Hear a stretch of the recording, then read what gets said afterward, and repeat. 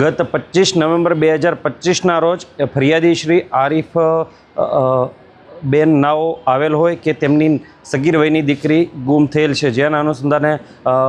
ગુનાની ગંભીરતા સમજી લિંબાયત પોલીસ સ્ટેશને તાત્કાલિક સદર અપહરણ અનુસંધાને અપહરણનો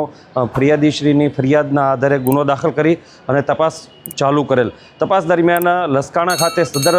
સગીર વયની બાળકીને લગભગ 1.5 લાખ રૂપિયાના માં કોઈ શોએબ નામના ઈસમ સાથે વેચી દીધેલ હતી, જે અનુસંધાને શોએબ તેમજ આરોપીઓ જે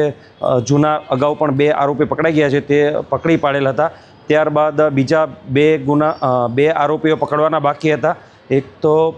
ફરજાના અને તેમના દિયર, એ જે બંનેને પકડવાના બાકી હોય, જેથી મહેરબાન પોલીસ કમિશનર શ્રી તેમજ સંયુક્ત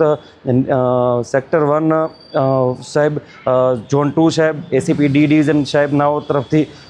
વોન્ટેડ આરોપીઓને પકડવા માટેની ડ્રાઈવ રાખવેલ હોય, જે અનુસંધાને સદર આરોપીઓને લિંબાયત પોલીસ સ્ટેશન તરફથી ટેકનિકલ વર્કઆઉટ અને હ્યુમન ઇન્ટેલિજન્સના આધારે